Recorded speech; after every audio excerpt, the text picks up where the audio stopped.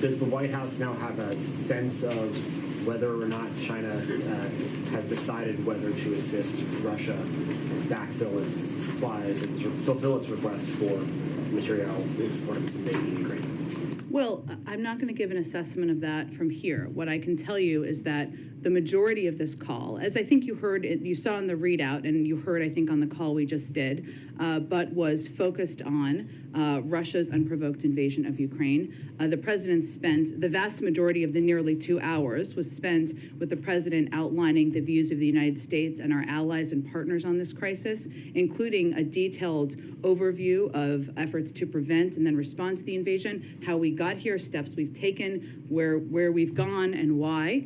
Of course, as was also noted in the readout, but let me just reiterate, he also conveyed and described the implications and consequences if China provides material support to Russia. But again, I'm not going to provide any additional assessment from here. The president has cast the efforts to sort of build up the Western alliance as sort of like democracies versus autocracy.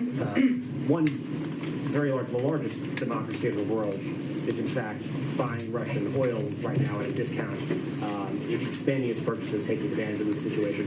Does the White House have any response to India's purchases there, and does the president plan to reach out to the Indian government to try to get that decision reversed?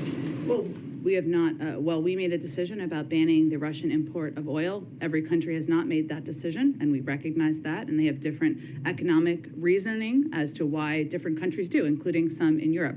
We have been in touch, of course, with Indian leaders at a range of levels, not through the president.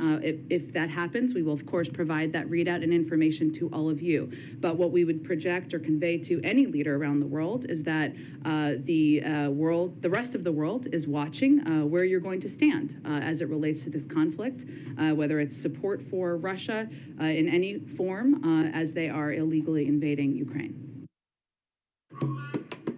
Still shooting? Go to artgrid.io and get all the footage you need. Save